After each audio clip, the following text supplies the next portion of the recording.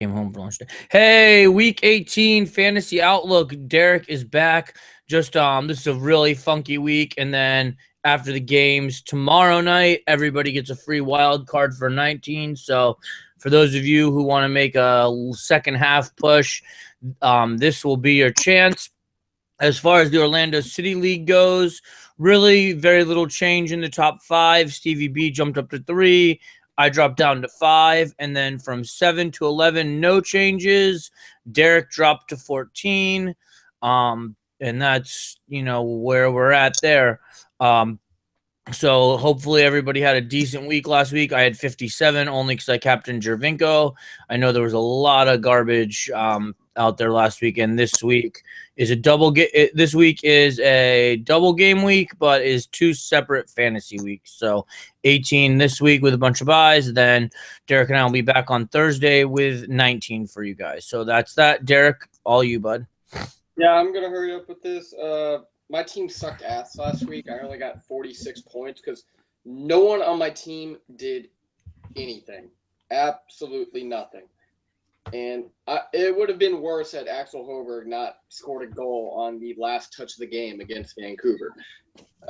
Yeah, he had 8 points. I mean, I'm looking at my totals. I had a 1, a 2, a 2, a 2, a 3, a 3, a 4, and a 5. What the hell am I supposed to do with that? I mean, yeah, my biggest problem this week probably was I had a lot of away games, and I really did. I had, I think, 7 away games, which is never a recipe for a good week. But still, 46 points? You gotta be kidding me. Took a bunch of red arrows. Yeah, I'm looking forward to that wild card. It's whatever. Really. So, yeah, week 18. Like I said last week, we have 18 on bye. We only have 6 games this week. Columbus versus Toronto, Red Bull versus us, Chicago versus Kansas City, Portland versus Montreal, Seattle versus Dallas, and Vancouver versus RSL. Now, if you're able to field 11 players this week, like without taking a negative, you should probably do that. You should do that anyway. Use all your transfers because if you can field 11, a confident 11, go ahead and do that. Like me, I really can't because there's honestly maybe 1 defender or 2 that I would be willing to take a negative on this week. Because looking at these games, there is no obvious clean sheet candidate. When you're doing a transfer, you're trying to make up your 4 points, hopefully. And there's just no obvious clean sheet candidate, except for maybe Dallas, who is on the road against Seattle, who hasn't scored since FDR was president. Think Red Bulls might be a clean sheet candidate. Yeah, that too. No Kaká again. I'm so shocked, honestly. Really, no. But yeah, I honestly don't know who's going to start for the Red Bulls at center back. I'd be willing to take a risk on them. Damian Piranello is back. Just know he's a major red card risk. Like every time he steps foot on the pitch, kind of red card risk. Last night in match preview, Mark Fishkin from Seeing Red New York said it's going to be Damian Purnell and Colin. That makes sense because Gideon Ba left injured again. Out for the season this time, though. Yeah, it's like second or third time this year he's been injured. Yeah, I'd be willing to take a risk on a Red Bulls defender in the hopes they. I mean, I don't hope they get a clean sheet. I hope we get something out of this game. But if there's a defender that you want to take a risk on, it's probably going to be a Red Bulls defender because, quite honestly, we've looked like shit the past 2 games. No Kaká. This team's not even trying right now to win a game, honestly. So I'm going to captain Sasha Klefshin because even when the team was trying, you still can't defend playmakers. And Sasha Klefshin's one of the best in MLS. He leads the league in assists. So, yeah, I'm going to captain him this week. Don't yell at me for that. I'm just doing what it takes to win this game. Yeah, I mean, no obvious clean sheet candidates. So if you're taking a negative to get a defender, hold off. I'd rather just play with less than 11. And that's honestly what I'm probably going to do this week. Looking at these games, you got Columbus and Toronto, the 2 obvious candidates there, Ola Kamara, Sebastian Giovinco. Giovinco had 11 points last week, didn't score a goal. He's due to score a goal. He is due. He hasn't scored in 6 games, I think. And he plays Columbus, who is somehow worse defensively than we are. Go look at the highlights and look at Kai Kamara's goal. That makes Davin Mateos and Seb Hines look good. 7 games. Jovinko hasn't scored in. Yeah, that's what he's doing. Columbus is a dumpster fire.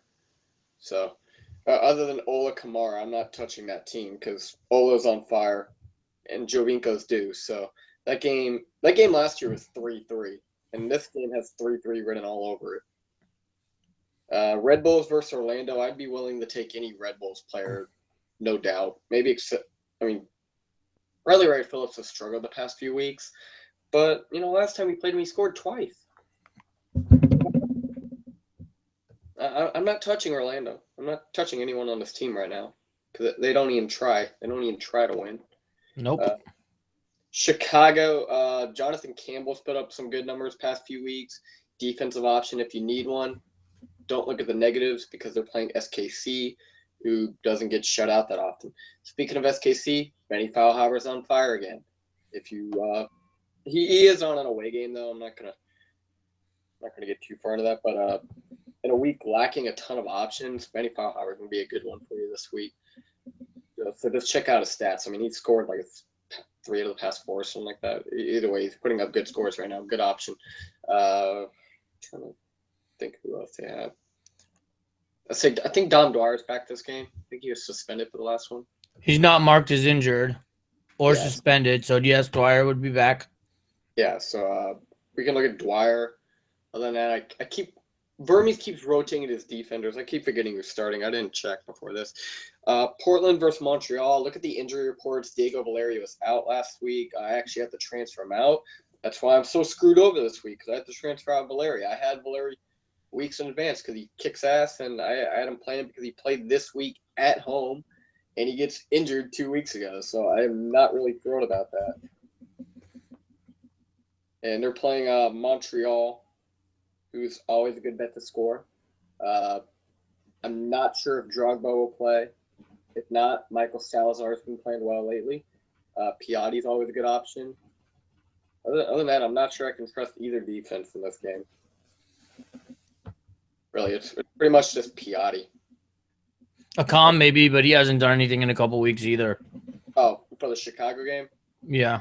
Yeah. I was on Portland. I know. I'm just one behind looking at it. Sorry. No worries. Yeah, Akam hasn't done much in a few weeks, but home game, he's always a good bet. He takes a lot of shots, too, so hopefully he gets on the score sheet this week. Yeah, but this Portland game would look a lot better if Diego Valeri was healthy. So it's something to check out for your injury report. Seattle, just avoid their entire offense. If you really want a player there, go Ozzy Alonso, who's put up a consistent 6-point average the entire season. Other than that, don't touch that team. Dallas, Mauro Diaz, always a good option. Walker Zimmerman is probably the only defender I'd be willing to take a -4 for this week. The only one. Because he's put up, I think it was 10 points in like the last 2 or 3 10 last week, 13 the week before, 7 the week before that. Yeah, so 3 weeks in a row, he's beat that -4. And Seattle, like I said, hasn't scored since FDR was president. They average less than 1 goal per game at home. Yeah, 14 goals in 17 games. They have 5 home losses. I like Dallas's chances here. And Walker Zimmerman's the cheaper option. You go Figueroa, but he's on the wing. You can go Matt Hedges, but he's like $9. Really doesn't matter there. Diaz is always a good option. Castillo's always a good option. Barrios. It's whatever you really want to do here. Just know that game's on turf, so hopefully Diaz plays. He was held out the last game they played on turf. Don't really think it'll be an issue because they had a few days of rest for that. Last game, Vancouver versus RSL. Pedro Morales back. He's been putting up some good numbers lately, so hopefully he starts. He actually did not start that last game against Colorado. And he was playing back, and now he's playing more attacking again, right? Yeah, thank God. He was like Kaká earlier this year, where all he'd do is score off of PKs, and that was his main fantasy value because it's like he was playing defensive midfielder at times. There was one game I'm like, why the hell are you with your center backs? You know, he was that far deep. So an attacking Pedro Morales is a great Pedro Morales for your fantasy team. And he's an attacking Pedro Morales right now. So if you have the money, you could always take a look at him. And then you got RSL. Joao Plata hasn't done much in weeks. And it just came out to my attention yesterday that he has an apparent hamstring injury. Yeah. So if there's one RSL attacker you want to add right now, it is Uramov Sisian. He is the apparent PK taker. I don't even know what their PK schedule is like because they switch so often. But Ura took the last one, so I'm going to think Ura's going to take the next one. That's good logic. It's whatever, really. And Ura's put up a bunch of great numbers, and he's cheaper than Plata. Ura's only $9. If you want to go sneaky, there's Burrito Martinez also. He's put up good numbers past few weeks. Javi Morales is back, but he's not putting up the numbers we're used to for him in fantasy. So hopefully he'll start to do that because we're used to him putting up those 8 to 10 point a game numbers. Other than that, I mean, I got Ramondo. I'm not really sure you can trust anyone on RSL's defense because their defense is bad. But that's all I got for the players. As far as the negative goes, if it's for a midfielder or a forward, yeah, I'd take the -4. If it's for a defender, I'm not really going to take the -4. I'd rather play with less because they don't make it up. It's like you're losing more points. You take a -4, your defender gets 2 points. Well, shit, that's like a -6. I don't like that. I don't like that at all. I mean, for whatever reason, there's a ton of defenders projected at 4 points or above, and I just don't see that happening this week. Maybe Walker Zimmerman and maybe Justin Morel because he scored 10 points in his past 3 weeks. That's about it. I'd just rather play with less players. Yeah, I'm only going to play with 10. I'm not going to take a -4 to get a different goalkeeper, so. Yeah, I mean, goalkeepers are so – damn. Sorry about that. That was the battery. Goalkeepers are, so hit and miss, and they average 4 points a game. I mean, you're not going to expect the goalkeeper to get that -4. But otherwise, that's pretty much all I got for y'all this week. Good luck. If you notice when you do your transfers, it's going to say you have a wild card. Read the rules. You had a wild card for week 1 through 17 and a wild card for week 18 through 34. You have a freebie next week for week 19. It's really this week, but next fantasy week.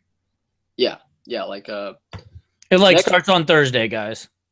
Yeah, what day's the 13th? I think that's Wednesday, right? Yeah, 13th Wednesday is all the games, and then the wild card will take place Thursday. Yeah. So free wild card Thursday to kick off Friday, right? Yes, you have the wild card that the game gave you for week 19, and then you have that extra free wild card that you choose when to use it.